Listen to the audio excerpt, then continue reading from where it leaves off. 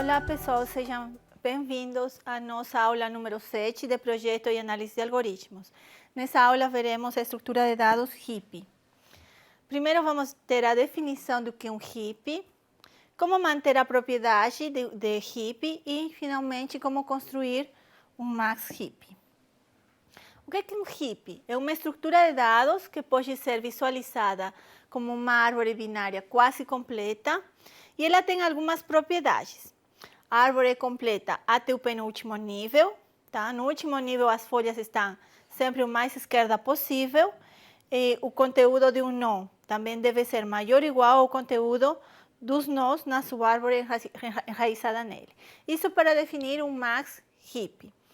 Também existe um min heap. A única diferença vai estar nessa última propriedade, em que no lugar de maior ou igual vai ser menor ou igual, certo? Então, o conteúdo de um nó é menor ou igual ao conteúdo dos nós na sua árvore enraizada nele. Isso que vai definir um min heap. Daqui a pouquinho vamos ver um exemplo, tá? Essas condições, essas propriedades vão garantir que esse heap possa ser armazenado em um vetor. Vamos chamar esse vetor também de vetor que representa um heap. Esse vetor vai ter desde a posição 1 até a posição m. Tá? Então, agora sim, passemos a ver um exemplo. Vejamos essa árvore aqui, que tem os seguintes valores nos nós, 27, 18, 14, etc, etc. Vamos verificar se essa árvore cumpre a propriedade de heap. Então, primeiro, a árvore é completa até o penúltimo nível? Está completa até o penúltimo nível. No último nível, as folhas estão o mais esquerda possível? Sim, tem só duas folhas que estão o mais esquerda possível. O conteúdo de um nó é maior ou igual ao conteúdo dos nós na sua árvore enraizada nele? Por exemplo, o 27 é maior a todos os nós das subárvores dele? Ele tem duas subárvores, né? 27 maior a todos esses? Sim. 27 maior a todos esses? Sim. E assim o mesmo que a gente tem que verificar para todos os nós. 18 é maior que suas subárvores? 14 é maior? 17 é maior? 18 é maior? 12 é maior, que não tem nada embaixo, né? Então, a gente tem que verificar isso para todos os nós, se essa propriedade é válida para todos os nós da árvore. Tá. Então, aqui, agora, uma das coisas que falamos antes é que essas propriedades garantem de que eu posso usar um vetor para poder representar essa árvore. Eu não preciso de criar exatamente uma árvore, fisicamente, não uma árvore. Eu posso usar um vetor para representar isso. Qual que é a ideia, então?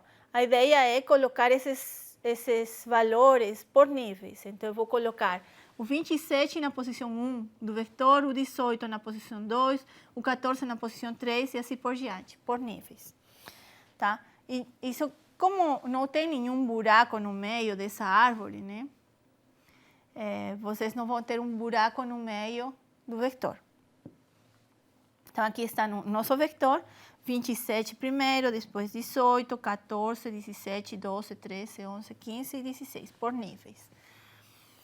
Tá bom. Se eu tenho uma posição, por exemplo, eu tenho o elemento que está na posição 2 do vetor, que é o 18, como eu saberia onde que estão os filhos dele? Ok, na árvore a gente sabe, mas no vetor, como que a gente sabe em que posição está o filho esquerdo e em que posição está o filho direito? Se a gente olha aqui, o nó número 2, onde que está o filho esquerdo? Está no 4, na posição 4. E o filho direito, na posição 5. Que operação a gente poderia fazer com esse 2 para conseguir encontrar o filho direito, o filho esquerdo e o filho direito? A gente multiplica vezes 2 aqui. Aqui vezes 2 mais 1, certo? Então, vou ter o filho esquerdo está em 2 vezes si, o filho direito está em 2 vezes si mais 1. Essa propriedade vai se cumprir para qualquer nó, na verdade. Então, para qualquer nó i, em 2si vai estar o filho esquerdo de i, e em 2i mais 1 vai estar o filho direito de i. E agora, como é que eu calcularia a posição do pai? Onde que está o pai? O pai de qualquer nó. A gente simplesmente pode fazer o inverso. No lugar de multiplicar, a gente divide por 2. Certo? Aí só tem que ter cuidado com os números pares e ímpares, né?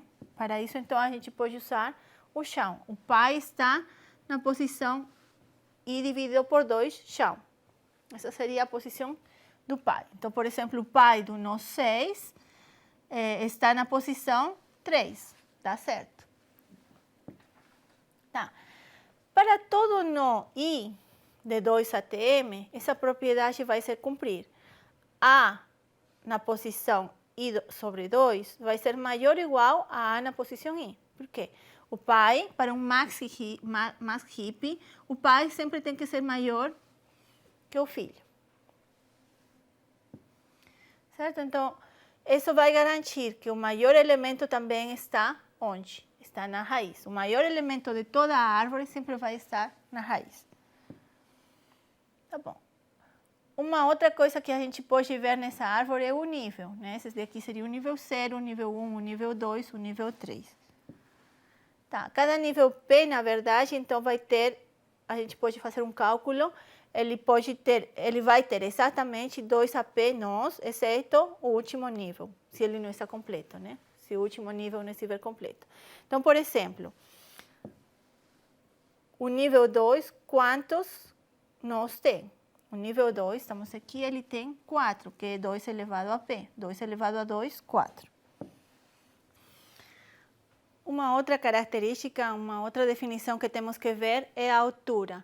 A altura de um nó I é o maior comprimento de um caminho de I até uma folha. Em outras palavras, é o número de arestas no caminho mais longo desde I até uma folha. Vejamos um exemplo. Mas antes de ver o exemplo, a gente pode ver o caso mais básico. Qual que é a altura das folhas? As folhas não têm nada mais embaixo, então a altura delas é 0. Um outro exemplo, qual que é a altura do nó número 2, desse nó daqui? A gente tem que procurar qual que é o caminho mais longo, né? O caminho mais longo é esse daqui, esse ou esse daqui. Então, a altura dele é 2, certo? A gente também poderia tentar demonstrar que a altura de um nó I qualquer é chão de log de M dividido por I. Considerando isso, a altura da raiz seria O de log de M, pois I vai ser 1. E essa daí é a mesma altura da árvore também. Então, a altura da árvore é chão de log de M. Então, vejamos aqui nesse exemplinho qual seria a altura da árvore. A nossa árvore ele tem 9 elementos, então o M é 9. Log base 2 de 9 é 3 e alguma coisa. Portanto, a altura da árvore é 3. Certo? Então, a altura da árvore é 3. E agora vamos ver uma operação que é necessária para manter a propriedade de um heap, as propriedades de um heap. Vejamos um exemplo. Então, temos aqui uma árvore, ela é quase um heap, porque tem um elemento que não satisfaz a propriedade de heap. O único elemento nesse exemplinho que não satisfaz a propriedade de heap é a raiz. Tá? O que a gente poderia fazer para poder arrumar esse heap, essa árvore que é quase um heap? Então, o primeiro que temos que pensar é como que posso arrumar isso? A ideia é deixar escorregar esse 8 para baixo até colocar ele na posição certa. Então, aqui temos a representação em árvore e aqui temos a representação em vetor. Então, temos aqui os elementos representados por nível, não? O 8, depois o 18 e o 14, depois o 17, 12, 13 e 11 e assim por diante. O que vamos fazer então? O primeiro que vamos fazer é comparar o 8 com seus filhos. Os filhos são 18 e 14, aí encontramos qual que é o maior deles, é o 18, e vamos trocar, vamos descer o 8 para baixo. Vamos trocar ele pelo maior dos seus filhos, nesse caso é o 18. Trocamos eles e agora fazemos o mesmo com o próximo nó, com o 2. Certo? Comparamos o nó 2 com o nó 4 e 5, com seus filhos, e encontramos qual que é o maior dos filhos para poder trocar com ele. O maior é o 17, então vamos trocar com o 17. Fazemos o mesmo agora com o nó 4. vemos os filhos dele, são o 15 e o 16, trocamos com um maior e obtemos esse resultado. E agora conseguimos o que queríamos, colocar o 8 no lugar certo e fazer com que o heap cumpra todas as propriedades para todos os nós. Tá? Então, para transformar um vetor num heap, bastou rebaixar, nesse exemplo, o 8 até ele satisfazer a propriedade de heap, fazer com que ele desça. Tá. E o algoritmo que faz isso é o algoritmo MaxIpify. Ele recebe um vetor A de 1 até a posição M e o índice I, tal que as árvores com raízes nos filhos esquerdo e direito do nó I são MaxIpifys. As primeiras linhas do algoritmo que vão fazer é verificar quem que é o maior, se o elemento que está na posição I, o elemento que está na parte esquerda ou na parte direita. Então, o primeiro passo é encontrar qual que é a posição do elemento da esquerda, é 2 vezes I. Do elemento da direita é 2 vezes I mais 1. Depois disso, vamos verificar quem que é o maior, o elemento que está na posição esquerda ou o próprio elemento I. É isso que está sendo feito aqui. E aí vamos encontrar quem que é o maior deles. Posteriormente, uma vez que encontramos o maior entre esses dois, agora vou comparar com o elemento que está na posição direita, que é isso que está sendo feito aqui. Tá? Finalmente, depois de ter, então, encontrado qual que é a posição onde está o elemento maior entre filho esquerdo, filho direito e I, finalmente vamos chamar o MaxIpify agora com a posição maior. Mas antes de fazer isso, vamos trocar o elemento da posição que está na posição maior com o elemento que está na posição I, certo? Que é feito na linha 9. E finalmente chamamos o MaxIpify com o elemento maior, certo? Faço a troca e chamo o método com a posição maior. Suponha que você sabe qual que é a altura do nó I e você sabe que o consumo de tempo desse algoritmo é TDH para uma entrada com I. Qual seria a equação de recorrência, então, para esse algoritmo? Então, vamos ter aqui. Esse daqui é θ de 1, O de 1, porque não sabemos, θ de 1, O de 1, O de 1, θ de 1 e O de 1 aqui, porque não sabemos se vai entrar ou não no 7, por exemplo, ou no 4 ou no 5, por isso que esses daí são os. Depois no 8 é θ de 1, no 9 é O de 1, e na linha 10 a gente sabe que quando o MaxIpify é chamado, ele vai descendo um nível por nível, certo? Então, na verdade, aqui vai ser menor ou igual a TDH menos 1, uma vez que a altura de maior é H menos 1. Uma coisa que poderíamos falar e pensar já antes de fazer a análise, sem fazer análise, se a gente lembra como que funciona o algoritmo MaxIpify, a gente vê de que ele vai fazendo com que o valor que queremos colocar na posição certa, ele desça de um em um nível. E no final ele vai ter uma complexidade que depende da altura da árvore. No pior dos casos, ele vai descer todos os níveis até chegar a uma folha. Então, a gente já tem uma ideia, mais ou menos, de quanto é o consumo do algoritmo. Fazendo as contas aqui, então, as somatórias, o TDH vai ser menor ou igual a TDH menos 1, mais vários θ de 8, 7, etc., que pode ser colocado como θ de 1. E a gente pode demonstrar que TDH é da ordem de DH, tá? Ou seja, o consumo de tempo para uma entrada, para um nó I qualquer, depende da altura dessa árvore cujo nó inicial é I. Como a altura de um nó I é log de M sobre I, então, substituindo aqui, vamos ter TDH igual a ODH, substituindo o H por log de M sobre I, que a gente já viu na aula anterior, que isso daqui é uma coisa que podemos demonstrar para os heaps. Então, vamos ter que, podemos tirar esse chão e finalmente podemos obter que TDH é O de log dm. Então, concluindo, o consumo do tempo do max heapify é O de log dm. Vamos ver agora a última operação, que é a construção de um max heap. A ideia do algoritmo que construi um heap com base em um vetor que não é um heap é a seguinte, é montar o heap a partir das folhas. Tá? Então, suponha que eu tenho um vetor qualquer e eu quero que esse vetor tenha a propriedade de heap. Então, vamos colocar todos eles, só para ter uma ideia da visualização, como que ficaria, todos eles na árvore. Tá? Olhando na árvore que foi montada a partir desse vetor, os únicos elementos que cumprem a propriedade de heap são as folhas. Então, por quê? Porque eles não têm mais elementos embaixo, certo? Então, aqui não tem mais elementos, aqui também não, então eles são heaps. Na verdade, eles cumprem as propriedades de heap.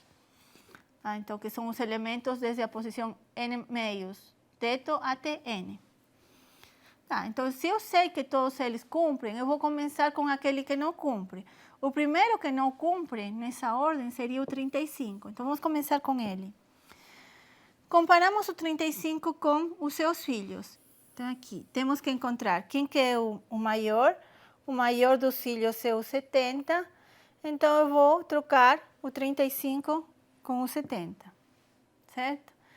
Aí, vamos continuar com o próximo nó. Tá? Agora, esse daqui já está certinho, essa parte daqui, essa árvore está certinha. Continuamos com o próximo nó, que é o nó 3. E fazemos o mesmo, comparamos o nó 3 com seus filhos. Então, vemos, esse daqui cumpre a propriedade de heap? Não, então vou trocar com seu filho maior. O filho maior dele é o 71. Tá? E agora, cumpre as propriedades de heap. Passamos para o seguinte nó, o nó 2. Fazemos o mesmo. Olhamos para seus filhos, 40 e 80. Não está cumprindo a propriedade de heap? Não. Então, vamos trocar com o filho maior. Aí vai ficar 80 e 20. Ok. E agora, lá na parte de embaixo aqui está certo, não tem mais nada, então está tudo certo. Vamos para o próximo nó, o nó 1. 40 e comparamos com seus filhos, 80 e 71. Cumpre a propriedade de heap? Não cumpre. Então, vamos trocar com seu filho maior. Então, vai ficar 80 e 40. Foram trocados o 40 com 80, certo? Mas aí, ainda tem alguns problemas. A gente tem que verificar esse nó com seus filhos. 40. Temos os filhos 70 e 20. Isso daí ainda não está cumprindo a propriedade de heap. Então, temos que descer ainda mais ele. Vamos descer ele, então, vamos trocar com o maior, vai ficar 70 e 40, certo? E depois fazemos o mesmo com o 40 e os filhos dele, que são o 21 e o 35. Cumpre a propriedade de heap? Sim. Ah, tá bom, então já terminei. Então, na verdade, o que estamos fazendo? Para cada um dos nós que não é folha, o que estamos fazendo é aplicar o algoritmo max heapify, certo?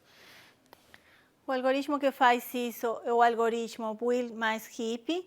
Ele recebe como entrada um vetor A, que tem desde a posição 1 até a posição N. O que ele vai fazer então? Ele vai percorrer desde a posição N dividido por 2 chão até a posição 1, que seriam todos os elementos que não são folhas. E ele vai chamar o max heapify com o parâmetro I. Se a gente faz uma análise grosseira disso, a gente poderia falar assim, a linha 1 consome θ de n meios, certo? Porque ele vai de n meios até 1. E a linha 2, portanto, ele vai ser n meios vezes o que consome o max heapify.